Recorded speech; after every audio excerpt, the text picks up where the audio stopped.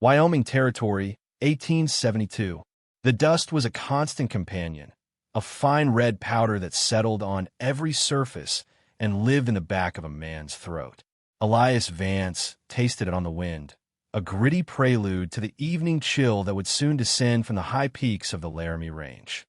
He stood on the porch of the home he had built with his own two hands, the peeled logs still smelling faintly of pine resin under the heat of the late afternoon sun. His gaze swept over the valley, a sprawling expanse of sagebrush and hardy grass that was his and his alone. The creek, a silver ribbon cutting through the muted greens and browns, was the lifeblood of it all. It was a kingdom of solitude, and he was its undisputed and only king. His world was one of ordered silence, punctuated by the lowing of his cattle, the nicker of his horse in the corral, and the rhythmic creak of the porch swing where he now sat. It was a silence he had cultivated, a fortress built of routine and hard labor against the chaos of memory.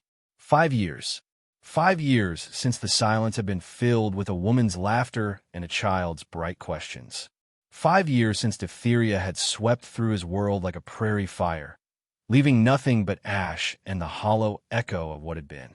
He had learned his lesson then, a lesson carved into his very soul.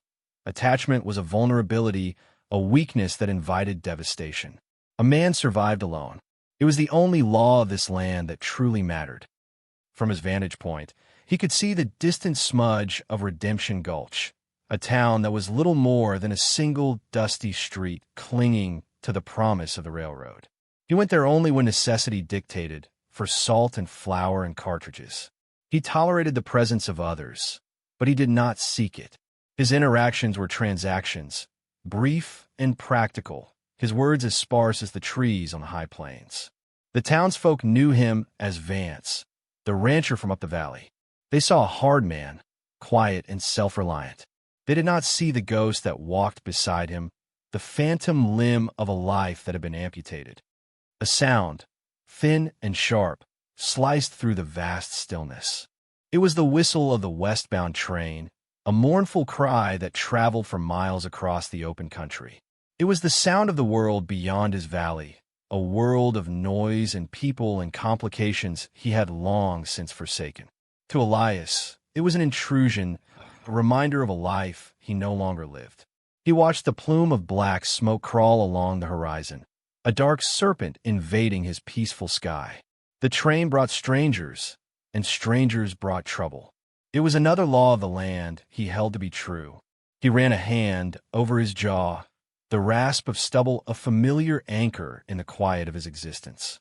The train would arrive, disgorge its contents into the dusty maw of the town, and then depart, leaving behind whatever new problems it had imported. It was of no concern to him. His fences were strong, his rifle was clean, and his heart was a locked room. He finished his coffee, the dregs cold and bitter in the bottom of the tin cup. The sun dipped lower, painting the undersides of the clouds in hues of violent orange and bruised purple. It was a beautiful, lonely sight. It was all he had, and it was all he wanted. He stood, the chair groaning in protest, and turned to go inside. The smell of stew and baking bread drifted from the house, the work of Martha, his housekeeper. She was a widow in her late 50s, her presence a practical necessity he had grudgingly accepted after 2 years of nearly starving on his own cooking. She was as quiet as he was, a compact and efficient woman who understood the unspoken boundaries of his grief. Her presence was the one concession he made to the world of others, and only because it allowed him to maintain his isolation more effectively. As he stepped over the threshold into the warm, lamplit kitchen, the train whistle sounded again, closer this time, a final, weary sigh as it pulled into the station. Elias paused, his hand on the doorframe, a strange and unwelcome premonition prickling the back of his neck. It felt different tonight, that sound. It felt like a stone tossed into the still pool of his life, the ripples already spreading outward, destined to lap against the shores of his carefully constructed solitude. He shook his head, dismissing the notion as foolishness. It was just a train. It meant nothing. The next morning, the sun burned bright in a cloudless sky, baking the dust of Redemption Gulch's main street into a hard-packed clay. Elias guided his wagon past the saloon, the general store, and the assayer's office, the boardwalks mostly empty in the mid-morning heat. He tied the reins to the hitching post in front of Miller's Mercantile, the leather warm and supple in his hands. He had a list for Martha: flour, sugar, beans, coffee, a simple errand that was the extent of his planned interaction with humanity for the week. As he swung down from the wagon, he saw her. She stood on the platform of the train depot, a solitary figure in a world of brown and gray. She was a splash of color, a deep blue traveling dress that spoke of city tailors and a life far removed from this rugged edge of the world. A small, fashionable hat was perched on a mass of honey-brown hair pinned in a complex arrangement that seemed utterly impractical for the Wyoming wind, which was already tugging at loose strands. She looked lost, her posture a mixture of weariness from her journey and a dawning, anxious confusion. She scanned the street, her gaze passing over Elias without seeing him, searching for a face that was clearly not there. Eleanor Hayes felt a knot of apprehension tighten in her stomach. The advertisement had been so specific, so promising. Governess position for the esteemed Mr. and Mrs. Blackwood, prominent citizens of Redemption Gulch. A fine opportunity for an educated woman of good character. Her correspondence with a Mr. Peterson, acting as their agent, had been prompt and reassuring. He had instructed her to await the Blackwoods on the station platform upon her arrival. She had been waiting for over an hour. The train that brought her was long gone, its whistle a fading memory, leaving her stranded in a profound and intimidating silence. The town was smaller, dustier, and rougher than she had ever imagined. The buildings looked like they had been thrown together from scrap wood, their false fronts leaning at weary angles. Men in worn denim and sweat-stained hats watched her from the shade of the boardwalks, their gazes lingering with a curiosity that made her feel like a specimen under glass. She clutched her handbag, the leather worn smooth from her nervous grip, and tried to project an air of confidence she was far from feeling. Philadelphia, with its cobblestone streets and familiar brick townhouses, felt a world away, a dream from another life.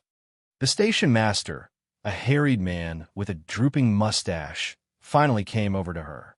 "Still no one, miss?" he asked, his tone more weary than sympathetic. "No," she said, her voice sounding small. "The Blackwood family. Do you know them? They were to meet me." The man scratched his head, pushing back his cap. "Blackwood? Can't say I do. There's a Silas Blackwood, a big cattle baron, but his ranch is a good 2 days' ride north of here.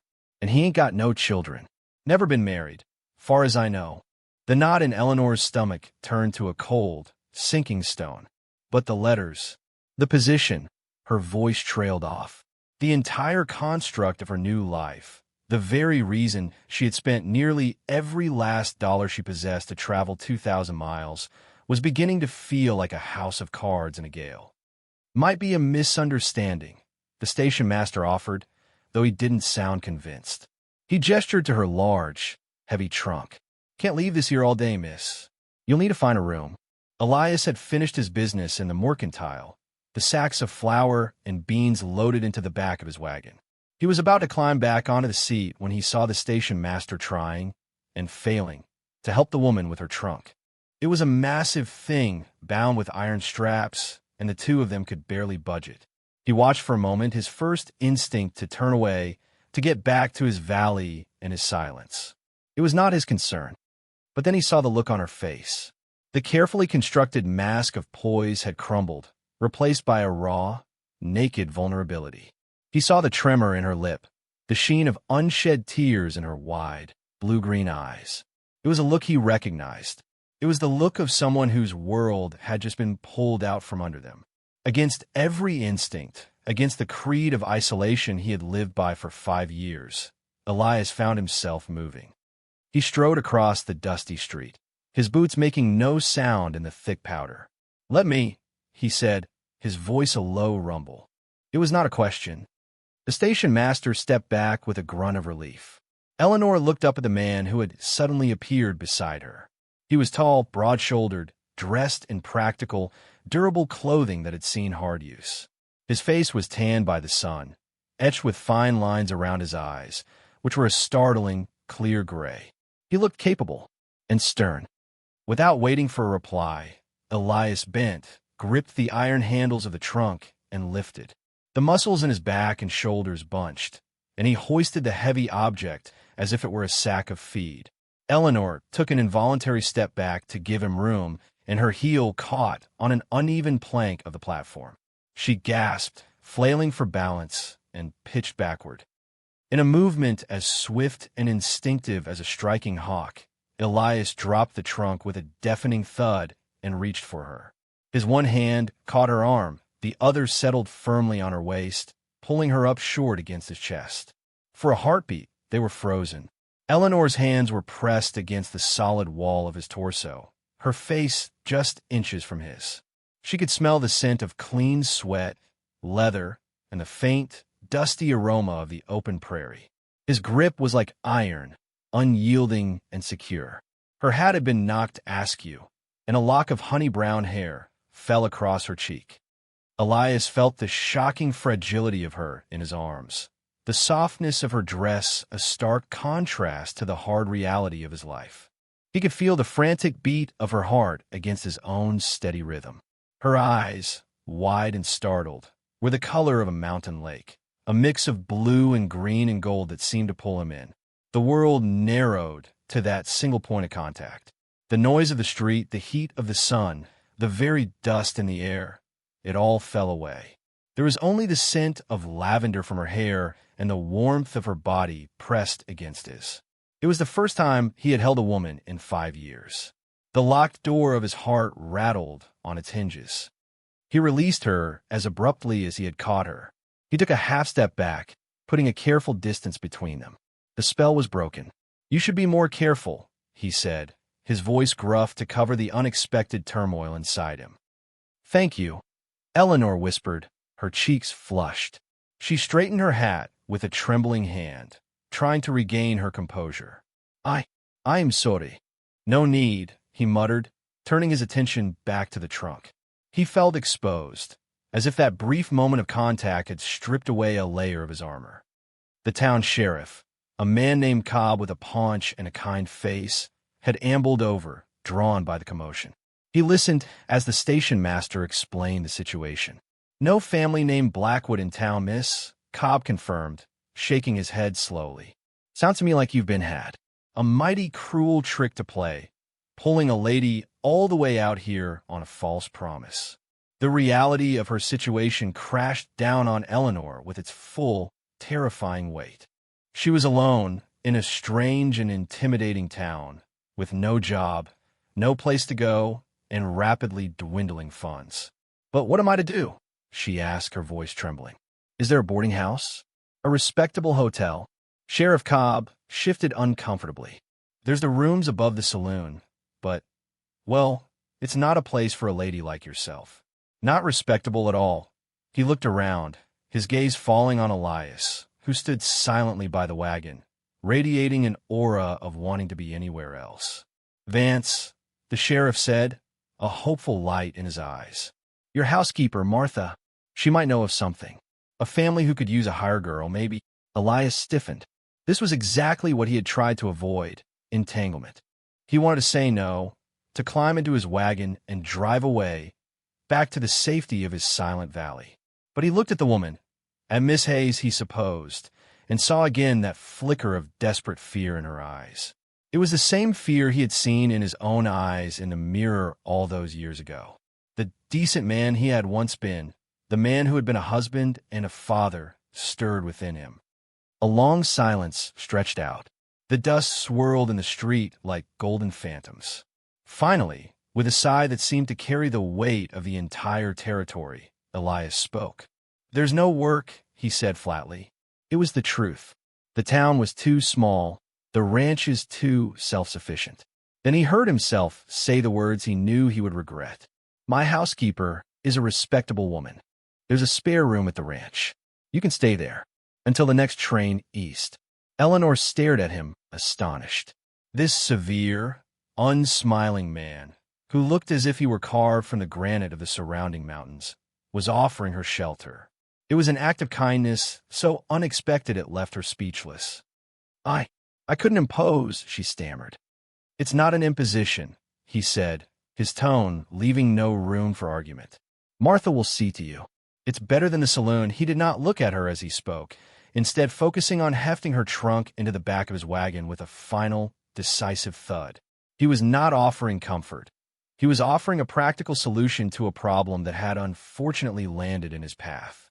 And yet, for Eleanor, who stood on the precipice of utter despair, it felt like a lifeline. "Thank you, Mr. Vance," he supplied, still not meeting her eyes. "Elias Vance." He gestured to the wagon seat. "We should go. It's a long ride." With a grateful nod to the sheriff, Eleanor gathered her skirts and allowed Elias to help her up onto the high wagon seat. His hand was rough and calloused against hers, his touch brief and impersonal, but she was achingly aware of it nonetheless. As the wagon lurched forward, creaking out of town, she cast one last look at the dusty street of Redemption Gulch. Her dream of a new life as a governess had shattered like glass against stone, but in its place was a new, terrifying, and uncertain path leading into the vast wilderness beside a man who was as silent and formidable as the landscape itself. The ride to the ranch was conducted in a near-complete silence. The only sounds were the rhythmic clopping of the horses' hooves, the groan of the wagon wheels, and the vast, whispering sigh of the wind through the tall grasses. Eleanor sat straight-backed on the hard wooden seat, her hands folded primly in her lap, acutely aware of the man beside her. He held the reins with an easy, competent authority, his gaze fixed on the horizon. He seemed to be a part of this landscape, his stillness matching the immense quiet of the plains. She, on the other hand, felt like an alien creature. Her city dress felt fussy and out of place. The sun was relentless, and she could feel the dust settling on her skin, in her hair, on the fine fabric of her clothes. She had tried, once, to break the silence. "The mountains are quite beautiful," she had offered, her voice sounding unnaturally loud in the stillness. "They are," he had replied, without turning his head.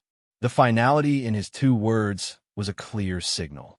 He was not a man for conversation, so she fell silent, watching the scenery unfold. It was a harsh and unforgiving land, yet it possessed a stark, majestic beauty she had never imagined. The sky was immense, a dome of brilliant, aching blue that seemed to go on forever. The scale of it all was humbling, making her feel small and insignificant. It made her problems feel small, too, which was a strange sort of comfort. Elias was intensely aware of her presence. It was a disruption in the familiar rhythm of his life, a note of discord in his symphony of solitude. He could feel her gaze on him from time to time, and he kept his own eyes trained forward, his jaw set. He smelled the faint lavender scent that clung to her, a ghost of civilization in his wild world. It reminded him of Sarah. The thought came unbidden, a sharp pang of grief and anger. He had built these walls to keep such memories out, and now this stranger, with her city dress and her wide, troubled eyes, had breached them without even trying. He was already regretting his decision. It was a mistake, a moment of weakness he would pay for. He would deliver her to Martha, and in a few days, he would take her back to the station. Then his life could return to its proper, empty order. After more than an hour, he turned the wagon off the main track and onto a smaller, less traveled path that wound its way up into a wide valley. The landscape softened slightly here. The creek he had seen from his porch was now visible, its banks lined with cottonwoods, their leaves shimmering like silver coins in the breeze. And then she saw the ranch. It was not a grand estate, but a simple, sturdy collection of buildings nestled in a protective curve of the valley. The main house was made of dark, weathered logs, with a wide porch and smoke curling from stone chimney. A large barn, a corral, and several smaller outbuildings stood nearby. It all looked solid, permanent, as if it had grown from the earth itself. It radiated a sense of peace that Eleanor felt deep in her bones. As they pulled into the yard, a woman came out onto the porch wiping her hands on an apron. She was of medium height, with graying hair pulled back in a neat bun and a face that was plain but kind. This had to be Martha. Elias brought the wagon to a halt. "Martha," he said, his voice holding a hint of something that might have been weariness or apology. "This is Miss Hayes. She'll be staying for a few days. She needs a room." Martha's eyes flickered from Elias's rigid face to the exhausted, dusty figure of the young woman on the wagon seat. She took in the fine dress, the lost expression, and the sheer improbability of it all. A flicker of surprise crossed her features, quickly replaced by calm, welcoming warmth. She had known Elias for 3 years, and in that time, he had never brought a visitor to the ranch, let alone a woman. "Of course," Martha said, her voice gentle. "Welcome, Miss Hayes. You look tired from your journey. Come inside." She came down the steps, her gaze meeting Elias's for a moment. It was a look that held 1,000 questions, but she asked none of them. She simply turned her attention to Eleanor. "Don't you worry about a thing. We'll get you settled." Elias helped Eleanor down, his touch as brief and impersonal as before. While Martha led her inside, he unhitched the horses, his movements efficient and practiced. He worked with a focused intensity, trying to lose himself in the familiar tasks, to push away the unsettling feelings the day had brought. But as he led the horses to the trough, he found his gaze drifting back to the house. A light had appeared in the window of the spare room, the room that had been empty for 5 years, the room that had once been destined to be a nursery. The sight of it sent a cold dread through him. This was a mistake, a terrible, foolish mistake. Inside, the house was simple, clean, and surprisingly warm. The main room was dominated by a large stone fireplace, with a few sturdy, handmade pieces of furniture. It was a man's home, built for function, not comfort. But Martha's touch was evident in the braided rug on the floor and the jar of wildflowers on the mantel. "Mr. Vance built this all himself," Martha said, as she led Eleanor up a short flight of stairs. "He's a good man, Miss Hayes. Quiet but good." The spare room was small and plain, containing a simple bed with a patchwork quilt, a washstand with a pitcher and bowl, and a small wooden wardrobe. It was clean, and the window looked out over the valley, the view breathtaking. "It's lovely," Eleanor said, her voice thick with gratitude. "Thank you. Thank you for your kindness." "Think nothing of it," Martha replied, her eyes soft. "Anyone can see you've had a hard time of it. You get yourself cleaned up and have a rest. Supper will be ready in an hour." Left alone, Eleanor sank onto the edge of the bed, the springs groaning softly. The full weight of the day, of the past week of travel, crashed down on her. The deception, the fear, the humiliation, it was all there. But mingled with it was a profound sense of relief. She was safe. For a few days, at least, she had a roof over her head and a kind face to look to. She looked out the window at the vast, wild landscape. She had come here seeking a new life, and while it was not the life she had been promised, it was a beginning of a different sort. She was a stranger in a strange land, dependent on the charity of a silent, grieving man and his quiet housekeeper. It was not the independent future she had envisioned, but for now, it was enough. Dinner was a quiet affair. Elias sat at the head of the heavy wooden table, Martha to his right, and Eleanor to his left. The space between them felt charged, a vacuum of unspoken thoughts. Elias ate with a grim focus, his attention on his plate. He was acutely aware of the woman beside him, the delicate way she held her fork, the soft rustle of her dress. These were sounds and sights that had no place in his world. He felt like an intruder in his own home. Eleanor, refreshed from a wash and a change into a simpler dress, tried to eat, but her appetite was small. She watched Elias from under her lashes. In the warm lamplight, the harsh lines of his face seemed to soften. She saw the weariness in his eyes, a deep, settled sadness that went far beyond his quiet nature. Martha had said he was a good man. Looking at him now, she believed it.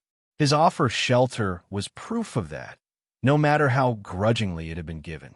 He was a man of contradictions, his gruff exterior hiding a core of decency he seemed determined to deny. After the meal, Martha shooed them both out of the kitchen. "You two go sit by the fire," she said with an air of gentle authority. "I'll clean up." Elias looked like he wanted to protest, to retreat to his barn or his office, but he found himself moving toward the fireplace. He sat in his usual chair, a worn leather armchair that was molded to his shape. Eleanor hesitated, then took a seat in a smaller rocking chair opposite him, keeping a respectable distance. The only sounds were the crackle and pop of the logs in the hearth and the distant howl of a coyote. The firelight cast dancing shadows on the walls, making the small room feel both intimate and vast. Elias stared into the flames, his expression unreadable. Eleanor watched the fire too, the rhythmic motion of her rocking chair a small comfort. She knew she should be grateful and silent, a proper guest. But the silence felt heavy, and her nature was not one to let things lie unspoken. She wanted to understand the man who had shown her such unexpected kindness. "Your ranch is beautiful, Mr. Vance," she began softly. "Did you truly build it all yourself?" He didn't look at her, his gaze still fixed on the fire. "I did," he answered, his voice low. "It must have been a tremendous amount of work." "Work is honest," he said. It was a statement of fact, a piece of his personal gospel. A comfortable silence fell for a moment before she spoke again, her voice quieter still. "I want to thank you again for everything. I don't know what I would have done today if you hadn't. Anyone would have done the same," he cut in, deflecting the gratitude. "I don't believe that's true," she countered gently. Sheriff Cobb seemed at a loss. "You were the one who offered a solution." She paused, gathering her courage. "Martha told me you are a good man. I believe she is right." This seemed to break through his reserve. He finally turned his head and looked at her. In the flickering firelight, his gray eyes seemed dark and deep, like pools of shadow. "Martha is a kind woman. She sees good where there isn't any." Or perhaps, Eleanor suggested, her voice barely a whisper, she simply sees what is truly there. The intensity of his gaze was unnerving. She felt as if he were looking right through her, into the core of her being. Then, just as quickly, the shield was back in place. He looked back at the fire. "You should get some rest." The journey was long. It was a dismissal, but a gentle one. Eleanor knew she had pushed as far as she could for one night. She stood. "Good night, Mr. Vance." "Miss Hayes," he acknowledged with a slight nod. As she climbed the stairs to her room, she felt a strange sense of accomplishment. She had made the silent man speak. She had seen, for just a moment, a flicker of something beyond the stone wall he had built around himself. In her room, she looked out the window at the moon-drenched valley. A profound sense of loneliness washed over her, but it was different now. It was no longer tinged with the sharp edge of fear, but with a soft, melancholic curiosity. She was an observer in this quiet, wounded world, and she found, to her surprise, that she wanted to understand it. She wanted to understand him. The next few days fell into a quiet routine. Eleanor tried to make herself useful, helping Martha in the kitchen and with the mending. She learned to bake bread in the big iron stove, her hands, once accustomed to needlepoint and piano keys, becoming dusted with flour. She insisted on it, telling Martha, "I cannot accept your charity without contributing in some way." Martha, seeing the fierce pride in the young woman's eyes, did not argue. Elias kept his distance. He was gone from sunup to sundown, working the far reaches of his property, mending fences, checking on his herd. He took his meals with them, but remained a silent presence at the table, his contributions to conversation limited to one-word answers. Yet Eleanor noticed small things. He started leaving a bucket of fresh water just outside the kitchen door each morning so Martha wouldn't have to carry it from the well. He repaired a loose step on the porch without being asked. They were small, silent acts of care, gestures that spoke more than words ever could. He was a man who communicated through deeds, not dialogue. One evening, a sudden, violent thunderstorm rolled in from the mountains. The sky turned a bruised purple-gray, and rain lashed against the windows in blinding sheets. The wind howled around the corners of the house, a mournful, angry sound. The storm made it impossible for Elias to retreat to the barn after supper. They were trapped together in the warm circle of light cast by the lamps in the main room. Martha sat with her knitting, her needles clicking a steady, calming rhythm. Elias was cleaning a rifle, his movements precise and economical. Eleanor was reading a book of poetry she had brought with her from Philadelphia, but the words blurred on the page. The storm outside seemed to stir the emotional turmoil inside the house. Finally, Martha set down her knitting. "This storm reminds me of the one the year my Henry passed," she said quietly, her gaze distant. Felt like the sky itself was weeping. She looked at Eleanor, her expression soft. "You're a long way from home and family, dear. It must be difficult." Eleanor closed her book. "My parents passed away 2 years ago," she said, her voice low. "Influenza took them both within a week. I have no other family to speak of. That's why I answered the advertisement. I had to make my own way." Elias's hands stilled on the rifle. He did not look up, but Eleanor knew he was listening. "I'm sorry for your loss," Martha said gently. "It left a great, quiet," Eleanor continued, trying to put words to the hollow space their absence had created. "The house was so full of life, of debate and laughter. My father was a professor. He believed a questioning mind was the greatest gift. My mother, she just believed in kindness. And then, suddenly, there was only silence." She looked toward the fire, her eyes seeing a drawing room in Philadelphia, now occupied by strangers. "That's what I fear most. Not being poor, but the silence. That's why I thought coming west was such an adventure. A way to fill the quiet with something new." Elias slowly began to wipe down the barrel of the rifle again, his movements measured. The room was silent save for the storm and the fire. He could feel Eleanor's words settling in the air, could feel the truth of them in his own bones. He knew about the silence. He was an expert in it. He felt her gaze on him, and a part of him, a part he thought long dead, wanted to answer her unspoken question. He fought it, the old instinct for self-preservation screaming at him to remain silent, to keep the door to his past triple-bolted. But her honesty, her raw and simple confession of loss, had found a crack in his armor. It resonated with his own grief in a way that was both painful and strangely comforting. He cleared his throat, the sound rough in the quiet room. He still didn't look at them, his eyes on his work. "The silence," he said, his voice raspy with disuse. "It's a hungry thing. If you let it, it will eat you alive." Eleanor and Martha both looked at him, startled. It was the most he had said at one time since she had arrived. He set the rifle aside and finally looked up, his gaze meeting Eleanor's across the room. The firelight carved shadows on his face, making him look older, more weary than she had ever seen him. "I had a wife," he said, the words torn from him. "Sarah, and a son, Thomas." He was 4-inch. He didn't need to say more. The way he said their names, the way his voice broke ever so slightly on the last word, told the whole story. "Diphtheria," he stated, his voice flat, devoid of emotion now, as if he were reporting a fact from a newspaper. 5 years ago this spring. Took them both in 3 days. He looked down at his hands, large, calloused, and empty. "I built this house for them. For a family." For noise, he fell silent, the single word hanging in the air, filled with a universe of loss. Eleanor's heart ached for him. The depth of his sorrow was a palpable thing, a wound he had carried alone for half a decade. She saw now that his silence was not a rejection of the world, but a shield against a pain so immense it threatened to consume him. Her own loss, as deep as it was, felt different. She had lost her past. He had lost his future. "I am so sorry, Elias," she whispered, using his first name for the first time. It felt right. In that moment of shared vulnerability, they were no longer Mr. Vance and Miss Hayes. They were two people who understood the geography of grief.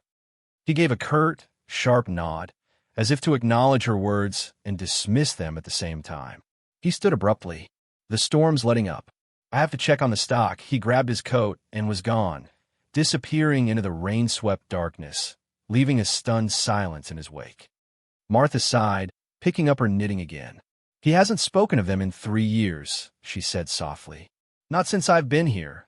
She looked at Eleanor, a new understanding in her eyes. There's a reason you were brought here, child. I'm starting to think it wasn't for some phantom governess job at all. Eleanor didn't know what to say. She looked at the empty chair where Elias had sat, still warm from his presence. The fortress of his solitude had been breached, a small confession escaping its walls. And in that shared moment of pain, the first fragile thread of a true bond had been spun between two worlds, a thread as delicate and as strong as a spider's silk in the morning dew. The next morning, the air was washed clean by the storm. The sky was a brilliant, cloudless blue, and the scent of wet earth and sage filled the valley. A change had occurred, subtle but profound. When Elias came in for breakfast, he met Eleanor's eyes for a brief moment, a silent acknowledgement of the night before passing between them. The silence at the table was less heavy, more comfortable, like a worn blanket. Later that week, Elias needed to go to town for supplies. Martha announced that she was going with him, and that Eleanor should come as well. "It's not good for you to be cooped up here," she said firmly. "You need to see a few faces other than our own grim ones." Eleanor was hesitant. The thought of returning to the town, where she had been so humiliated, was daunting. But the thought of being left alone at the ranch was, for some reason, even more so. "All right," she agreed. The atmosphere in Redemption Gulch had shifted. Whispers had started. A single woman, a lady from the east, staying out at the reclusive Vance's ranch. Tongues were wagging. When their wagon pulled up to the mercantile, Eleanor could feel the eyes on her. The women gossiped behind their hands, and the men watched with a speculative interest that made her skin crawl. She held her head high, her promise to her father to always maintain her dignity echoing in her mind. Elias seemed oblivious to the stares, or perhaps he was simply used to ignoring the town and its opinions. He helped both women down from the wagon, his expression as impassive as ever. As Martha and Eleanor went into the mercantile, he headed for the blacksmith's to see about a new plow blade. Inside the general store, the whispers were more overt. Mrs. Miller, the proprietor's wife, gave Eleanor a look that was a mixture of pity and disapproval. "I do hope you are comfortable, Miss Hayes," she said, her tone implying something else entirely. "I'm quite comfortable, thank you," Eleanor replied, her voice cool and steady. "Mr. Vance and his housekeeper have been exceptionally kind." Martha, overhearing, shot Mrs. Miller a look that could have curdled milk. "Elias Vance is a gentleman," she said loudly enough for the whole store to hear. "And Miss Hayes is our guest, a lady of quality who was wronged by swindlers. It's a shame this town has nothing better to do than gossip about a man's Christian charity." The other women fell silent, looking abashed. Meanwhile, at the saloon, where Elias had stopped to speak to the sheriff, he noticed two men he didn't recognize. They were leaning against the bar, their clothes dusty from the trail, but of a better cut than the average cowhands.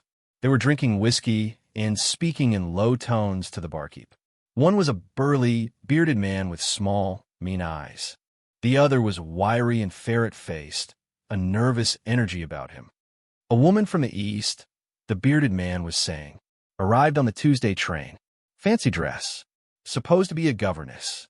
Elias's blood ran cold. He kept his back to them, pretending to study the wanted posters on the sheriff's office wall, but he was listening with every fiber of his being. "Haven't seen anyone like that," the barkeep lied, clearly intimidated. "She's here," the wiry one insisted. "We know she's here, and she has something that belongs to our employer. We just need to find her." Elias's hand instinctively went to the Colt Peacemaker holstered at his hip. These had to be the men responsible for the false advertisement. But their interest in her wasn't just a cruel joke. They were looking for something. He thought of her, so out of her element, so vulnerable. A protective instinct, fierce and primal, surged through him. He turned and walked out of the saloon before he did something he couldn't take back. He found Martha and Eleanor finishing their shopping. His face was a thundercloud. "We're leaving," he said, his voice tight. Now, on the ride back to the ranch, he was silent, but it was a different kind of silence. It was tense, coiled, like a rattlesnake ready to strike. Eleanor and Martha exchanged worried glances. When they were back in the safety of the valley, he finally spoke. "There were men in town," he said, his eyes on the road ahead, "asking about you, Miss Hayes, describing you. They said you have something that belongs to their employer." Eleanor was bewildered. "Something that belongs to them? That's impossible. I own nothing of value, save for a few pieces of my mother's jewelry. And my books. They seem certain," Elias said grimly. "They are dangerous men.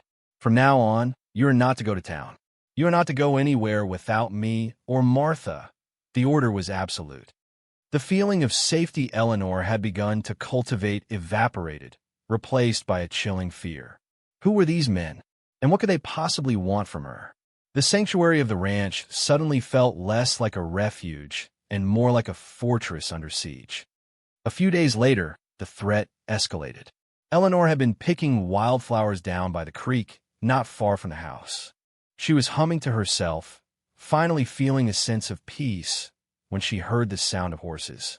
Looking up, she saw two riders on the ridge opposite the valley. They were too far away to see clearly, but she recognized their shapes from Elias's description, one burly, one wiry. They were watching the ranch, watching her. She scrambled back to the house, her heart pounding in her chest. She found Elias in the barn, repairing a harness. "They're here," she gasped out of breath. "On the ridge, watching us." He dropped the harness and followed her outside. He stared at the ridge for a long moment, his face hard as stone. The riders, seeing they had been spotted, turned their horses and disappeared. "Get back inside," he ordered. "Both of you. Stay away from the windows." That night, an unnerving tension settled over the house. Elias didn't sit by the fire. He stood by the front window, peering out into the darkness, his shotgun leaning against the wall beside him. "What do they want, Elias?" Eleanor asked, her voice trembling slightly. "I don't know," he admitted, "but we're going to find out." He turned to her, his expression serious. "Think, Eleanor. Is there anything at all you brought with you that seems out of place? Anything given to you by someone else before you left?" She shook her head, frustrated. "No, I packed everything myself. My clothes, my books, my father's surveying equipment. He was a surveyor before he became a professor. I kept it for sentimental reasons." Elias's eyes narrowed. "Surveying equipment.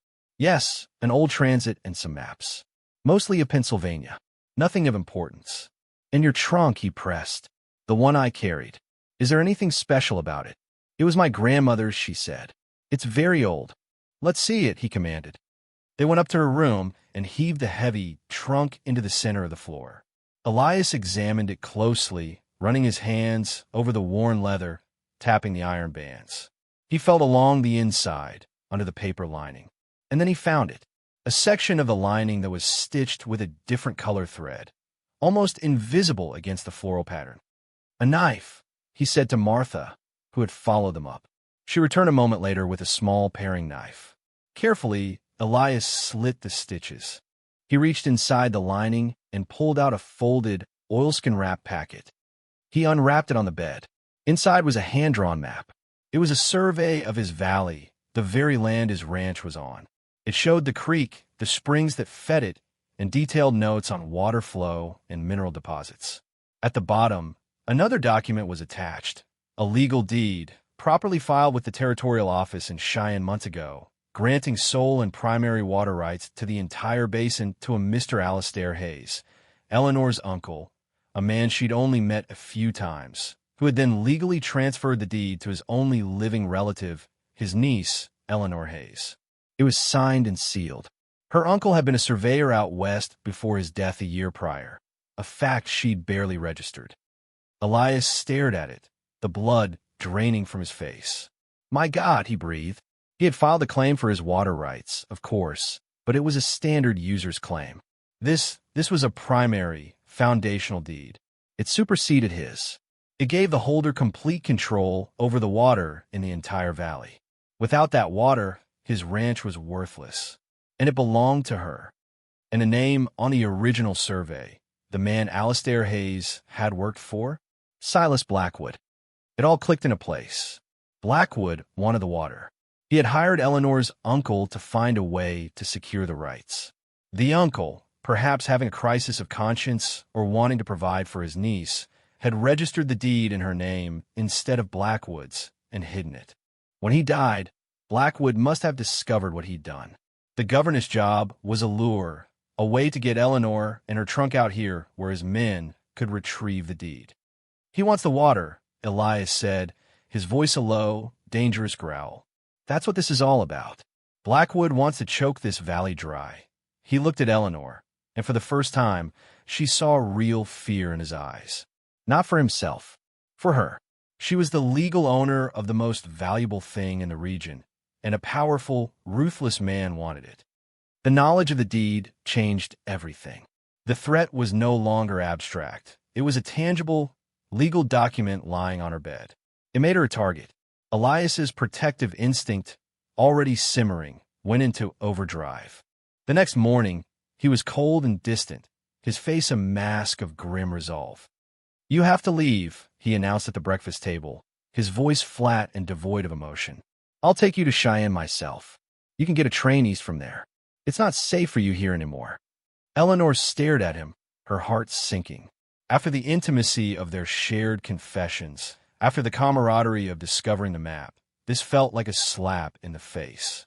He was pushing her away, shutting her out again, just when she felt they were finally growing close. "Leave?" she repeated, her voice incredulous. "And go where?" "Back to Philadelphia with nothing. Back to the silence. It's better than being dead," he said bluntly. "These men work for Silas Blackwood. He's not a man who gives up. As long as you are here, you are in danger. As long as that deed exists, you are in danger. Then we destroy it," she declared, her frustration mounting. "I don't want it. It's your water, your land. I never asked for any of this."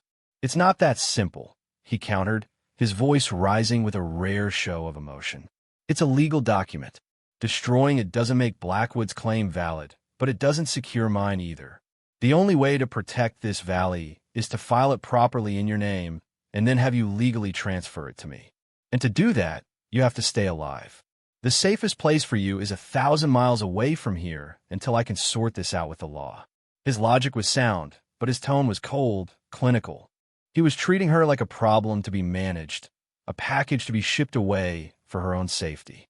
He was erasing the connection they had built, retreating back into his fortress of solitude, and it hurt more than she could have imagined.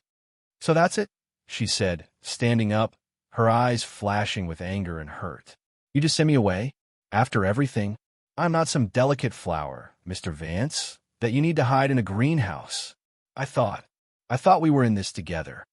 "There is no we," he said, his voice like ice, each word a deliberate blow meant to sever the bond between them. "I offered you shelter. Now I'm offering you safety. That is the beginning and the end of it. I work alone. I live alone. It's better that way." It was his creed, the shield he was raising against the terrifying prospect of caring for her, of having something to lose again.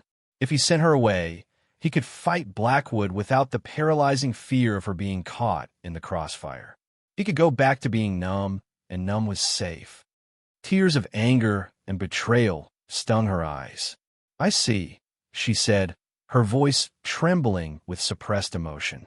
"I was mistaken. Forgive me for assuming your kindness meant something more than simple charity." She turned and walked stiffly out of the room, leaving him standing alone in the kitchen. Elias stood there, his hands clenched into fists, the echo of her words ringing in his ears. He had done it. He had pushed her away. He had erected the wall again, higher and stronger than before. It was the right thing to do. The only thing to do. It was for her own good. But as he stood there in the sudden, crushing silence, he didn't feel safe or strong. He just felt empty. The hungry silence was back, and this time, it felt like it was finally devouring him whole. The house was thick with a tense, wounded silence for the rest of the day. Eleanor stayed in her room, packing her meager belongings with a heavy heart. Elias's words had cut deeper than he could ever know. He saw her as a liability, a fragile piece of baggage to be protected by removal. He didn't see the strength she had found in herself since arriving here, the resilience she had discovered in the face of fear and uncertainty. He didn't see her. Elias spent the day in a fury of activity, splitting wood with a ferocious energy that did nothing to quiet the war raging inside him. Every swing of the axe was a blow against the image of her face, stricken and betrayed. He was right. He knew he was right. To care for her was to put a target on her. To love her, and the thought ambushed him, shocking him with its undeniable truth. To love her would be to relive his worst nightmare. He could not lose someone again. It was better to force her away than to watch her be taken from him. The logic was ironclad, but his heart was in rebellion. As dusk began to settle, casting long, menacing shadows across the valley, the decision was taken out of his hands. The sharp crack of a rifle shot shattered the evening quiet, the bullet splintering the wood of the porch railing inches from where Elias was standing. He didn't hesitate. He dove back into the house, grabbing his shotgun from its place by the door. "They're here," he yelled. "Martha, get down. Eleanor, stay away from the windows." Another shot punched through the front window, showering the floor with glass. From outside, a voice called out, the burly man from the saloon. "Vance, we know she's in there. Send out the girl and the deed, and we'll let you live." "Go to hell," Elias roared back, his voice filled with a cold rage. He peered through the side of the broken window. He could see two of them, Jed and Pike, using the corral fence for cover. There might be more. The ranch house, once a sanctuary, was now a trap. Gunfire erupted from two different positions. They were being pinned down. Martha was crouched behind an overturned table, her face pale but calm, clutching an old pistol Elias had insisted she learn to use. Eleanor was huddled in the hallway, out of the direct line of fire, her heart hammering against her ribs. The fear was a cold, metallic taste in her mouth, but underneath it, something else was stirring, a fierce, defiant anger. These men had ruined her life, and now they were trying to take the lives of the people who had saved her. "We need to get to the barn," Elias said, his mind racing. "There are more rifles there, better angles, but we have to cross the yard. It's a shooting gallery out there," Martha stated grimly. "I know," Elias looked around the room, his eyes falling on Eleanor. The sight of her, so terrified yet so resolute, cracked his resolve. All his efforts to push her away, to keep her safe, had been for nothing. The danger had come to them, and in that moment, the only thing that mattered was keeping her alive. "There's a back way," he said, thinking fast. "Through the kitchen. It leads toward the creek. If we can get into the cottonwoods along the bank, we can circle around to the barn." He looked at Eleanor. "You, the Martha, go first. I'll cover you. When you get to the creek, don't stop. Follow it downstream. Get as far away from here as you can." "And what about you?" Eleanor demanded, her eyes locking with his. "I'll hold them off. I'll lead them away from you." It was a suicide mission, and they both knew it. "No," she said, her voice shaking but firm. "Absolutely not. I am not leaving you." "Eleanor, this is not a discussion," he bit out, his fear for her making his voice harsh. "Do as I say." "No." She moved to his side, her face set. "You said you live alone, that it's better that way. You're wrong. No one should have to face this alone." Before he could argue further, a volley of shots slammed into the back of the house. They had circled around. The kitchen exit was no longer an option. They were completely surrounded. Panic began to set in, a cold, cloying fog. "They're trying to smoke us out," Elias muttered, smelling the acrid scent of kerosene. A moment later, a flickering orange light appeared under the edge of the porch. They had started a fire. "We have to move," he said, his voice urgent. "Now. The creek is our only chance. We go out the front, low and fast. They'll be focused on the fire." He took a deep breath. "Ready?" He glanced at Eleanor, and in her eyes he saw not a delicate flower, but a woman made of steel and courage. She gave him a sharp, determined nod.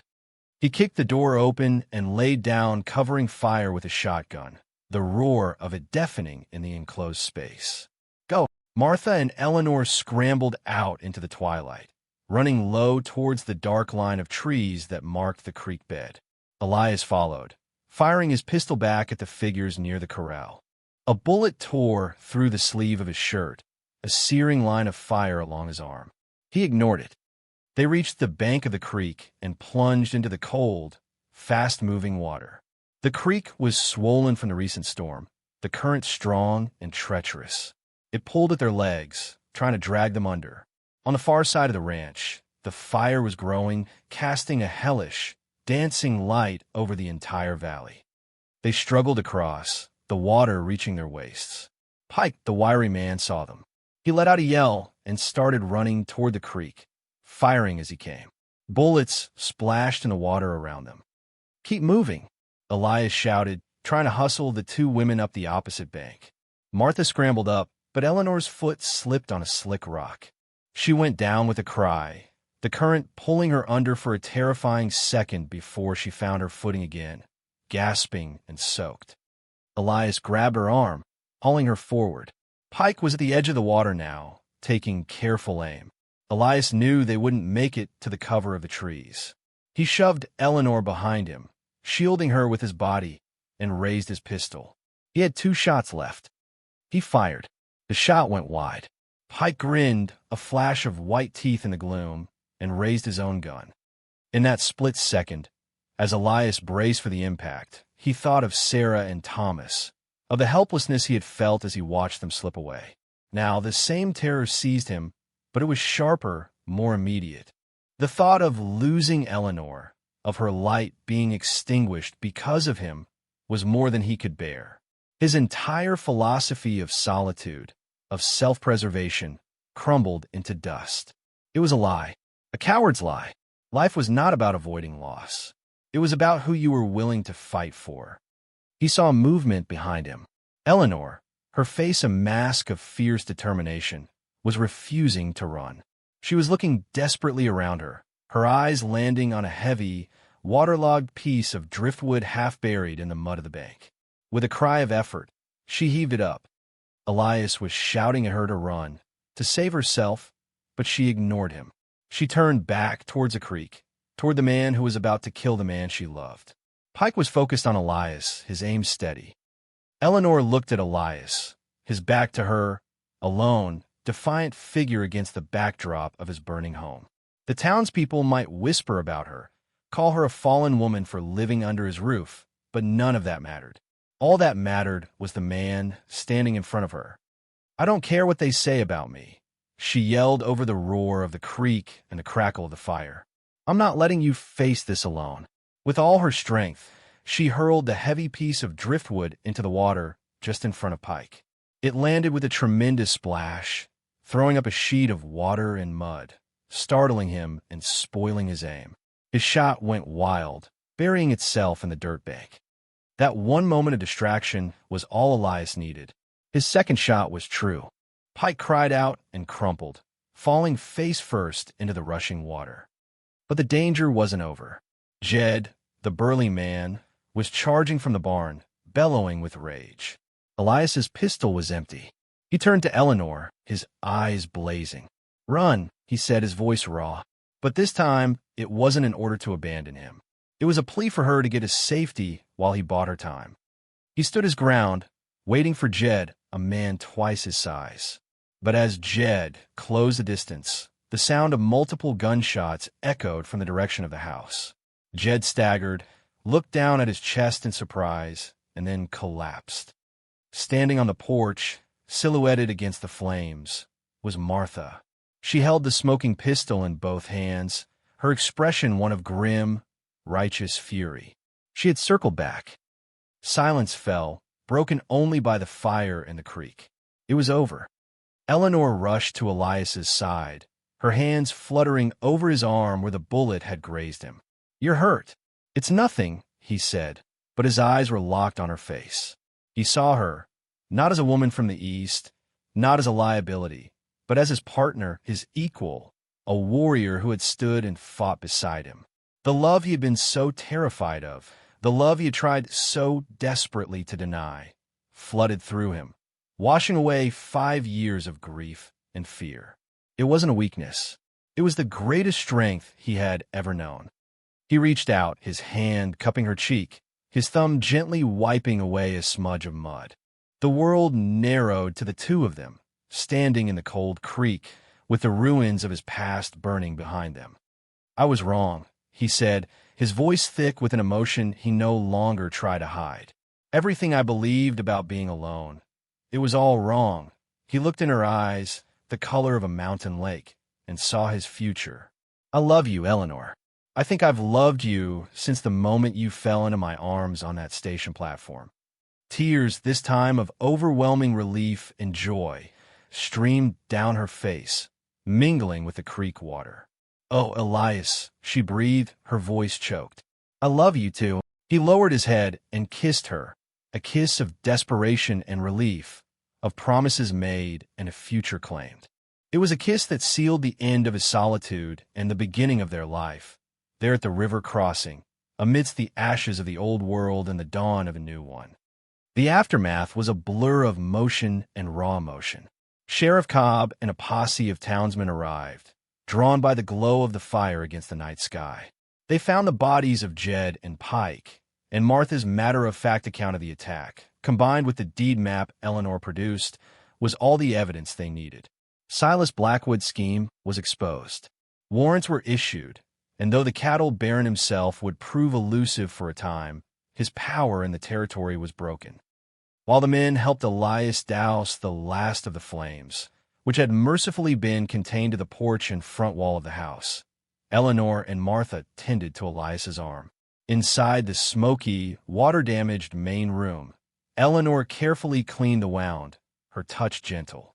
Elias sat silently, not flinching from the sting of the antiseptic, his gaze never leaving her face. The pain in his arm was nothing compared to the turmoil of gratitude and love in his chest. When the sheriff and his men had departed, taking the bodies with them, an exhausted peace settled over the valley.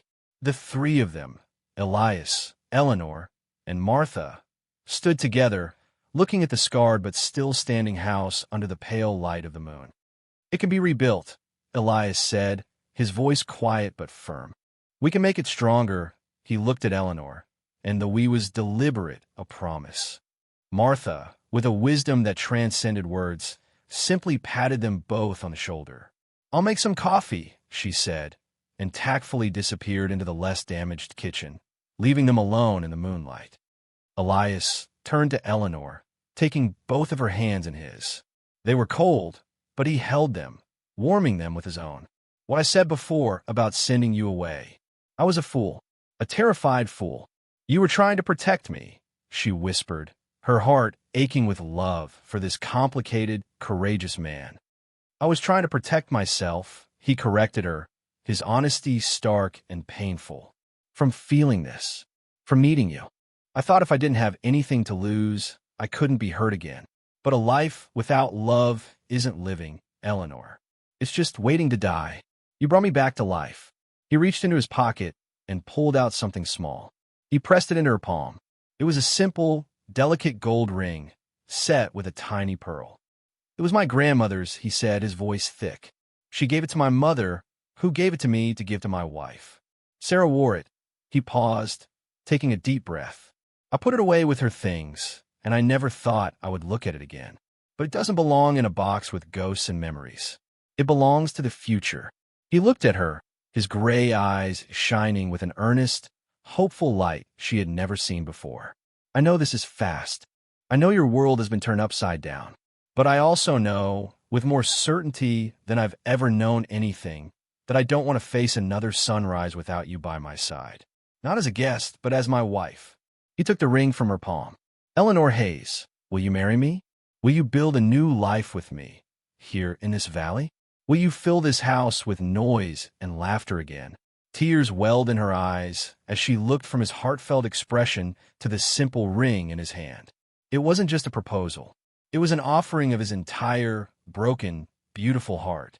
It was the merging of his past with their future. She thought of her arrival in this dusty land, a woman deceived and alone. She had come seeking a position, a way to survive. She had found a home. She had found love. She had found herself. "Yes," she breathed, her voice filled with a joyful certainty that matched his own. "Yes, Elias, I will marry you." He slid the ring onto her finger. It was a perfect fit. He pulled her into his arms, holding her tight against his chest, burying his face in her hair. "Thank you," he murmured, the words a prayer of gratitude against her skin. The next Sunday, Elias and Eleanor stood before the traveling preacher in Redemption Gulch's small, makeshift church. The entire town was there. The whispers and gossip had been replaced by a wave of admiration and respect. The story of the fight at the ranch, of the refined Eastern lady who had faced down gunmen to protect her host, had become local legend. They were no longer a source of scandal. They were heroes. Mrs. Miller, the storekeeper's wife, pressed a bolt of fine blue calico into Eleanor's hands before the service. "For a new dress, my dear," she'd said, her eyes filled with genuine warmth. The blacksmith had declared that all of Elias's repair work would be on the house, and other ranchers had shown up at the valley with lumber and offers of help to repair the fire damage. The community Elias had held at arm's length for so long had rallied around them, their acceptance a warm, enveloping embrace. Eleanor stood beside Elias, her hand tucked in the crook of his arm, the small pearl ring a beacon on her finger. She wore a simple dress Martha had helped her sew, and her hair was pinned up with a few late-season wildflowers. She had never felt more beautiful or more certain of anything in her life. Elias, dressed in a clean shirt and his best coat, looked uncharacteristically nervous but profoundly happy. As he repeated his vows, his voice was strong and clear, a public declaration of the commitment he had already made in his heart. When the preacher pronounced them husband and wife, he turned to her, a slow, wondrous smile spreading across his face, a smile that reached his eyes and transformed his entire countenance. He leaned in and kissed her, gentle and reverent, sealing their new beginning in front of the world. As they walked out of the church into the bright Wyoming sun, hand in hand, they were met with cheers and applause. Elias Vance, the town recluse, was no longer alone, and Eleanor Hayes, the stranded stranger, had found her home. They looked at each other, their smiles mirroring the hope and promise of the vast blue sky above them. The path ahead would be hard, rebuilding the house, working the land, facing the challenges of a frontier life, but they would face it together. The silence had been vanquished, replaced by the promise of a shared life, a shared love, and a future waiting to be written. 2 years later, spring had come again to the valley, painting the landscape in tender shades of green and gold. The air was sweet with the scent of new grass and blooming wild plum. The ranch house stood proud and strong, the fire-scarred logs of the porch replaced with new, sturdy timber. An entire new wing had been added, the windows bright and welcoming. The ranch was thriving, the herd had doubled, and the valley felt more alive than ever. Eleanor sat in a rocking chair on the expanded porch, the gentle afternoon sun warming her face. In her arms, a baby with a tuft of dark hair and his father's serious gray eyes slept soundly. Daniel, they had named him. He was 10 months old, a bundle of quiet curiosity and happy gurgles. He was the noise, the laughter, the life that had filled the house to overflowing. She looked out at the land, her land now, with a sense of deep, abiding peace. The woman who had stepped off the train in a dusty blue dress felt like a distant memory, a character from a book she had once read. Life in Wyoming had shaped her, strengthened her. Her hands, though still capable of fine needlework, were now also skilled at kneading dough, planting a garden, and even, on occasion, helping to birth a calf. She had shed the skin of the refined Philadelphia lady and grown into the woman she was always meant to be, resilient, capable, and deeply in love. A familiar footstep on the porch made her look up. Elias swung himself into the chair beside her, smelling of sun, earth, and horse. He had been down in the lower pasture, repairing a section of fence. The lines around his eyes were deeper now, etched by sun and laughter, and the perpetual sternness had been replaced by a settled calm. He was still a quiet man, but his silence was different now. It was a comfortable, shared quiet, not the hollow echo of loss. He leaned over and pressed a soft kiss to her forehead, then gently stroked Daniel's fine hair. "He's sleeping," Elias murmured, his voice a low, contented rumble. "He wore himself out trying to chase the chickens again," Eleanor said with a soft laugh. Elias smiled, a genuine, easy smile that still made her heart flutter. He reached out and took her free hand, his callous thumb tracing circles over her knuckles, over the simple gold band that now sat beside his grandmother's pearl ring. His gaze drifted from their sleeping son to her, his eyes full of a love so deep it needed no words. His hand moved from hers to rest gently on her slightly rounded belly, a silent acknowledgement of the new life growing there, their second child, due in the autumn. Growth. It was everywhere, in their family, on their land, in their hearts. "I saw Blackwood's old foreman in town today," Elias said quietly. "Heard Blackwood lost everything. Died broke in a San Francisco boarding house last winter." Eleanor felt a brief, distant pang of something that wasn't quite pity. He had been the catalyst for so much pain, but in a strange, circuitous way, his greed had brought her and Elias together. "It's over then," she said. "Truly over." "It was over the day you said yes," he replied, his gaze holding hers. Everything before that was just a prelude. They sat in a comfortable silence for a long time, watching the shadows lengthen across their valley. The lowing of the cattle in the distance, the buzz of a bee in the climbing roses Eleanor had planted by the porch, the soft breathing of their son. It was a symphony of peace, a testament to the life they had built together. "Do you ever miss it?" Elias asked suddenly, his voice soft. "Philadelphia? The life you left behind?" Eleanor considered the question. She thought of the cobblestone streets, the crowded drawing rooms, the life of structured propriety she had once known. It felt like a lifetime ago, a photograph of a stranger. "I miss my parents," she said honestly. "But that life?" "No." She looked at him, her love for him shining in her eyes. She gestured to the vast, beautiful expanse of their home, to the sleeping child in her arms, to the man by her side. "This is my life. It's the only one I want." He brought her hand to his lips and kissed it. "Good," he said, his voice husky with emotion, "because I'm never letting you go." She leaned her head against his shoulder, her heart full. The sun began to dip behind the western peaks, setting the sky ablaze with color.